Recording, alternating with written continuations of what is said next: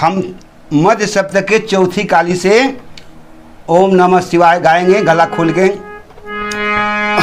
ओम नमः शिवाय।